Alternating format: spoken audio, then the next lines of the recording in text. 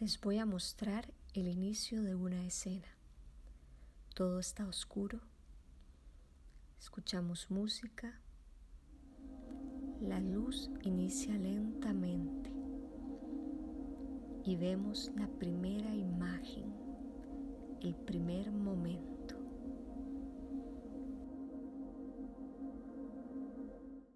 Si esto fuera una obra de teatro, esta primera imagen sería fundamental, porque hay dos cosas importantes en una obra de teatro: el inicio y el final.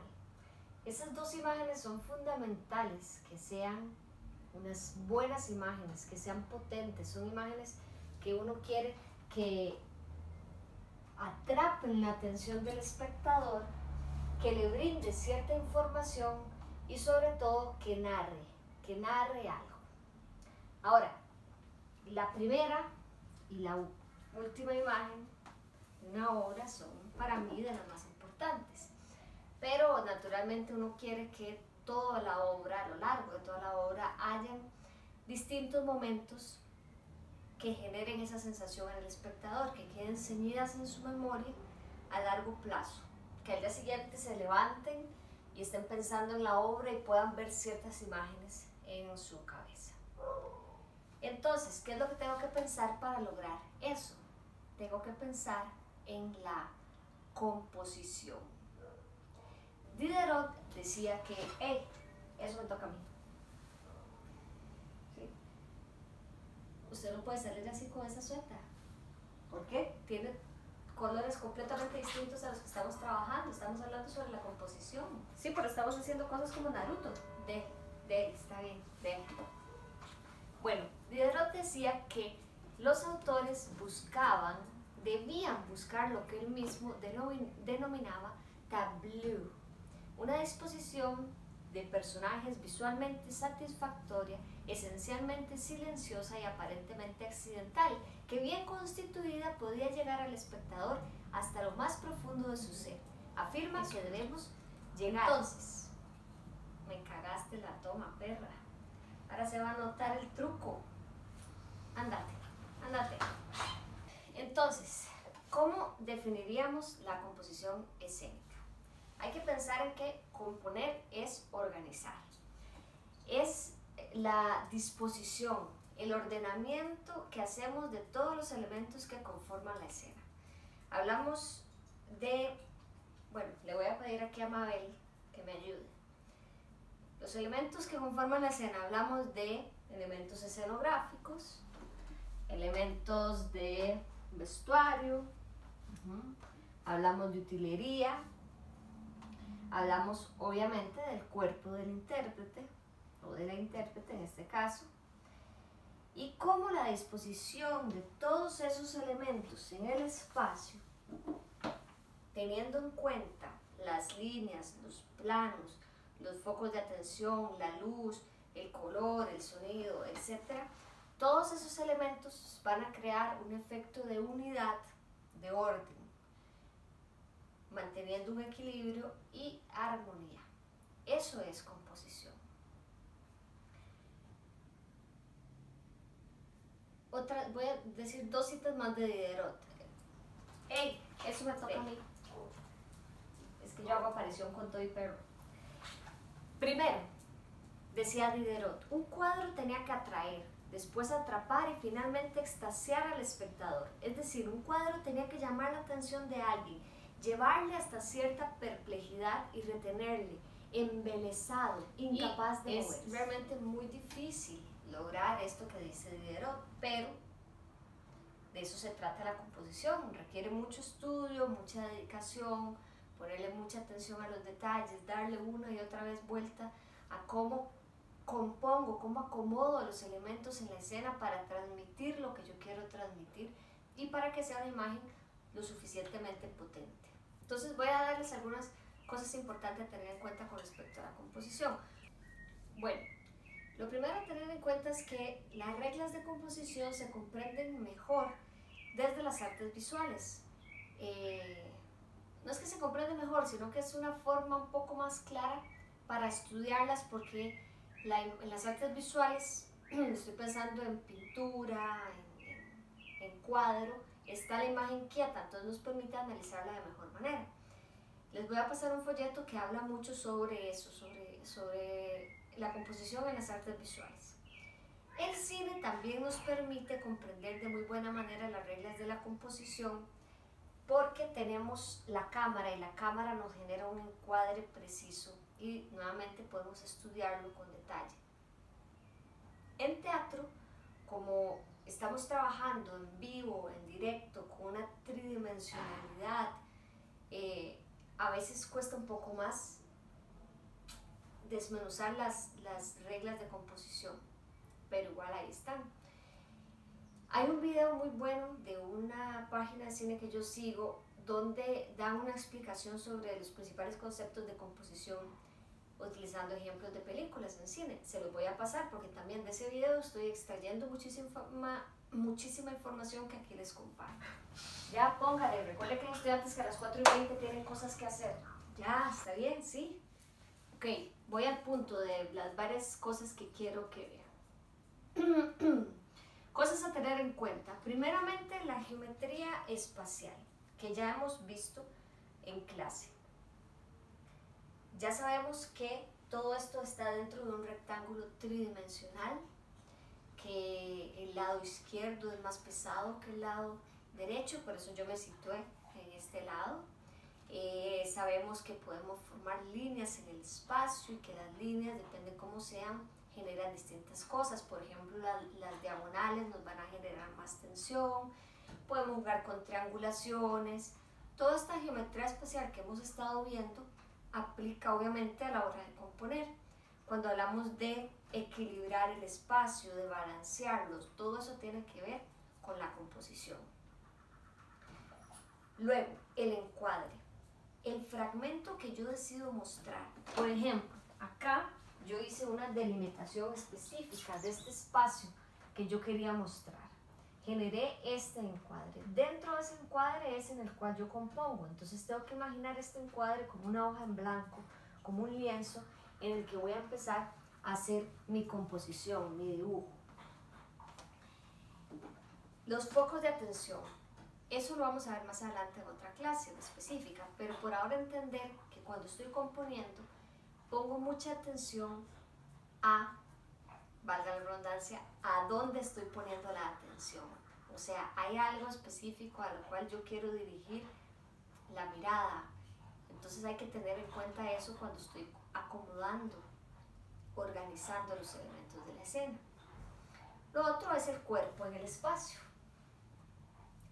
El cuerpo del ser humano en el espacio es el elemento con mayor fuerza.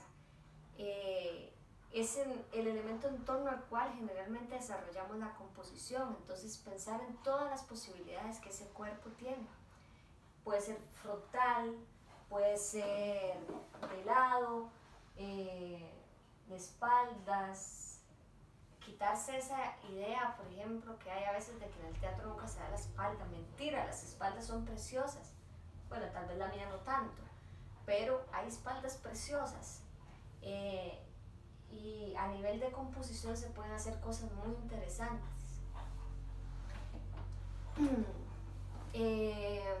Eso, pensar en el cuerpo. Luego, hay una cosa que se llama la regla de los 3/3. Para hacer eso voy a volver a nuestra imagen inicial para explicar la regla de los 3/3. La regla de los 3/3.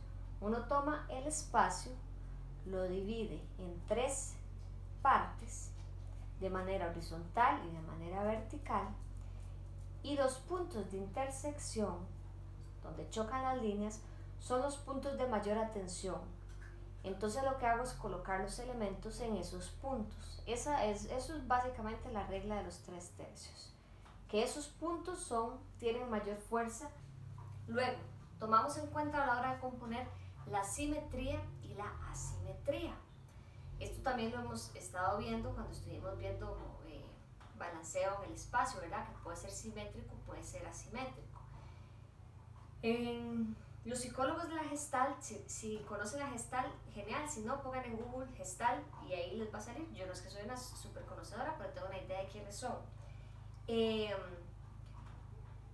Estos psicólogos de la Gestalt en algún momento desarrollaron un tema en torno a la simetría, el principio de simetría, donde ellos hablan de cómo la mente humana se siente atraída hacia lo que está simétrico.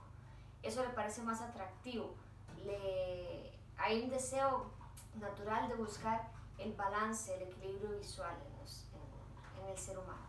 Entonces es algo para tomar en cuenta a la hora de trabajar, simétrica o asimétricamente, simplemente un concepto para tener presente. La técnica de color, el color, tener presente lo que es el color. Y para eso está la psicología del color. Hay muchas cosas que pueden encontrar en internet con respecto al color, pero también hay cosas que son más obvias, con el color fuerte versus un color suave, las cosas que pueden producir.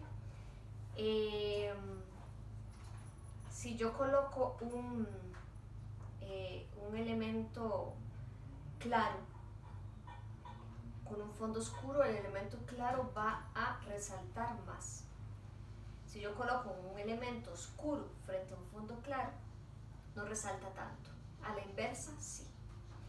En un fondo uniforme, el color que contraste más con ese fondo va a llamar más la atención. Luego, los colores cálidos pesan más escénicamente que los colores fríos, o sea, van a llamar más la atención. ¿Qué eran los colores cálidos? Los colores cálidos son los que están relacionados con el calor. Los colores fríos son los que están relacionados con el frío. Wow, eso no se me hubiera ocurrido. ¿Cuáles son los colores cálidos? Los colores cálidos son el rojo, amarillo, van por ahí. Y los fríos son azules. Otra cosa a tomar en cuenta en la composición son los tamaños. Obviamente, los tamaños de los objetos, los tamaños de las personas, intérpretes. Algo muy grande va a llamar mucho más la atención que algo pequeño. Entonces, dependiendo también de cómo lo acomodemos, ¿verdad? Pero tener en cuenta los tamaños. También puede funcionar para demostrar relaciones de poder. Luego, hay 4 distintos métodos de composición que desarrolla un psicólogo que se llama Rudolf Arnhem, y que vienen mencionados en este video de cine que les dije que les voy a compartir, y que es importante tenerlo en cuenta, que son 4 formas en las que podemos componer. Centrales.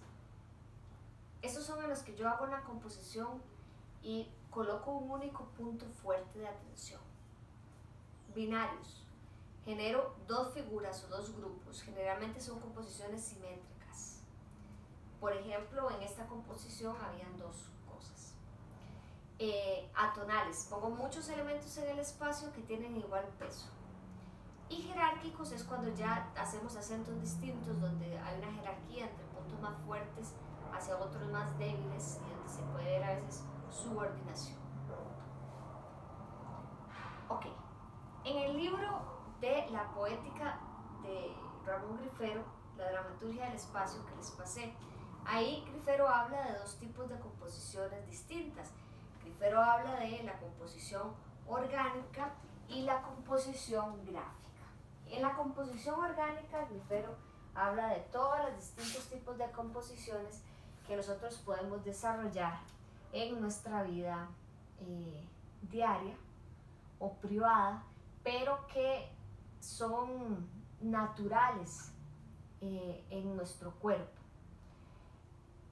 Se pueden dividir entre las que son funcionales, que son cotidianas, públicas, que podemos tener, como eso, o las que son íntimas, que reflejan sobre todo estados emocionales, situaciones más profundas y que generalmente no realizamos en frente de otras personas, sino que realizamos en momentos de mayor privacidad. Y por otro lado tenemos la composición gráfica, que en la composición gráfica hay una desestructuración de la organicidad, de la naturalidad.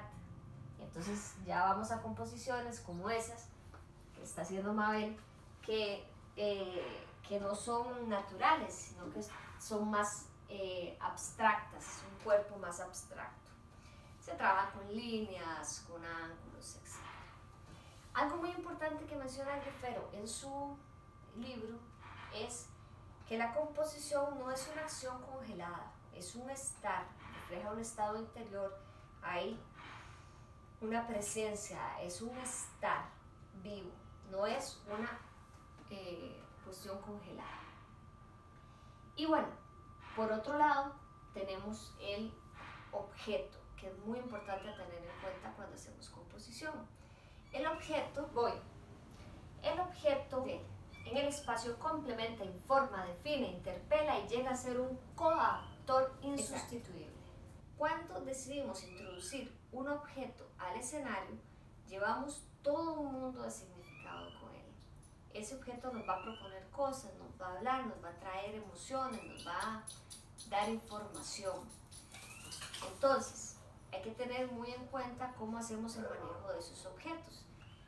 Ramón Grifero, en su libro, hace clasificación de distintos objetos. Yo todos los agrupo básicamente en 3 grupos, que son el objeto funcional, que es aquel que incorporamos a la escena para ser utilizado de una manera muy cotidiana. Exacto, por ejemplo, la botella. La botella es una cosa cotidiana. Bueno, no sé qué tan cotidiano, o sea, tomar, pero bueno, es cotidiano.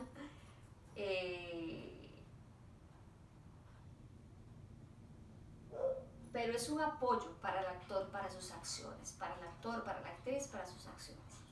Luego está también el objeto estético narrativo, que es un objeto que aparece en el escenario con un peso distinto. En esta ocasión, por ejemplo, yo coloqué Mickey Mouse, esos peluches, y mi intención era que tuvieran un peso estético narrativo distinto. Para mí no era un objeto más común, algo de información distinta estaba tratando yo de transmitir con esos objetos. Espero que se haya logrado, pero bueno, si no, ¿qué puedo hacer? ¿Qué le voy a hacer? Luego tenemos el objeto conceptual, que es un objeto que aparece escénicamente con un subtexto, con una idea, con un concepto, representa más de lo que en términos físicos es. En esta composición, por ejemplo, no había ningún objeto conceptual. El objeto conceptual generalmente cuando aparece en escena no tiene un uso cotidiano, sino que aparece a veces como tipo instalación, cuando aparecen objetos repetidos o cosas así. Ese es un objeto conceptual.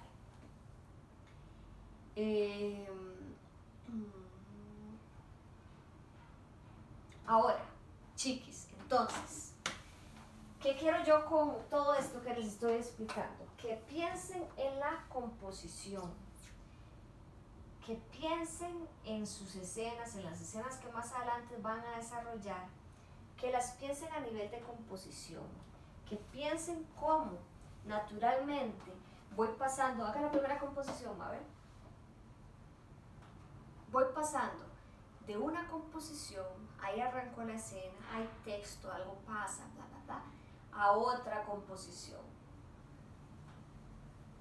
Exacto.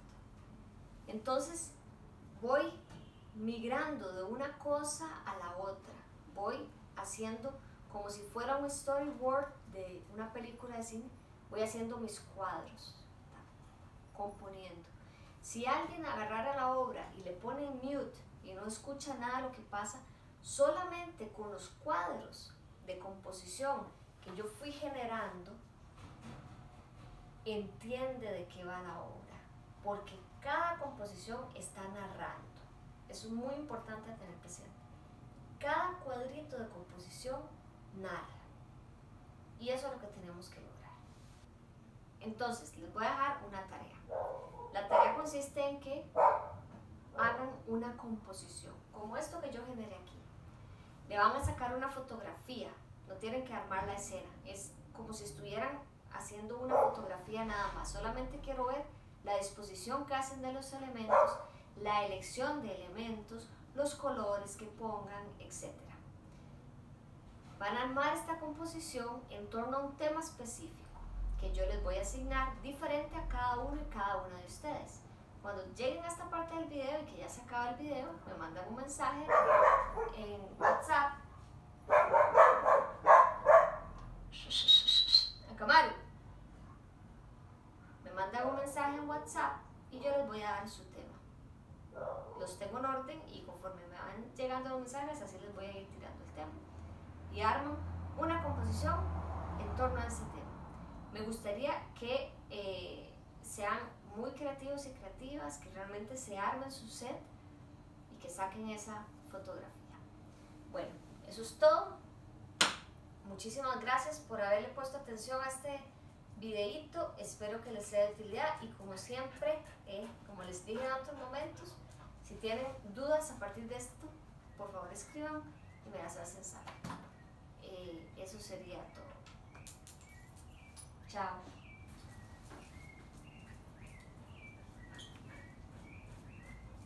Este fue el video de Naruto. ¡Hachigochi gachi!